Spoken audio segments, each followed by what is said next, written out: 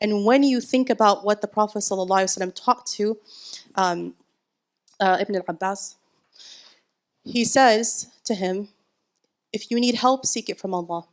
And know, if the whole world were to gather together to help you, they would not be able to except if Allah has written it. And if the whole world were to gather to hurt you, to harm you, they could not except if Allah has written it. The pens have been lifted and the pages have dried. This is powerful because it helps you reflect on qadar and qada, fate, what Allah has written for you. And for some people, it's going to be having been born into, what is the difference between us and Palestinians? Well, what is the difference? Or those who are there. It just happens to be that they happen to be in a land, in a country in which it could have been you or me. Do you know what I mean? What happened to the people that have natural disasters, earthquakes, floods, and so on? It could have been me and you, subhanAllah. There's nothing that makes us any better than them. And so you think about this. You really think about that if Allah had brought it to them, it's been written. And if the whole world tries to prevent it, they can't. And if they all try to harm you in some way, they also can't, unless Allah has written it. And when you reflect on this, suddenly, you become fortified and strong. Nothing scares you anymore. Nothing scares you anymore. Because you realize if it was meant for you, it's coming for you. And if it wasn't meant for you, it's never going to reach you. SubhanAllah.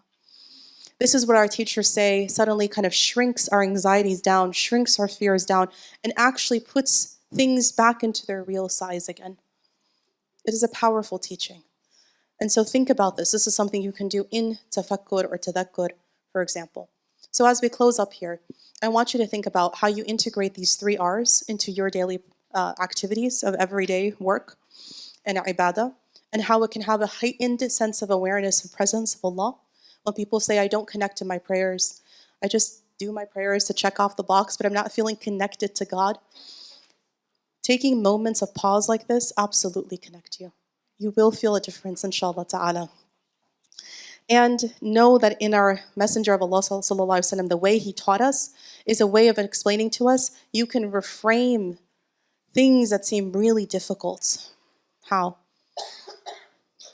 Because he taught us that you can be someone who's suffering deeply, yet be deeply beloved to Allah Azza wa Jal.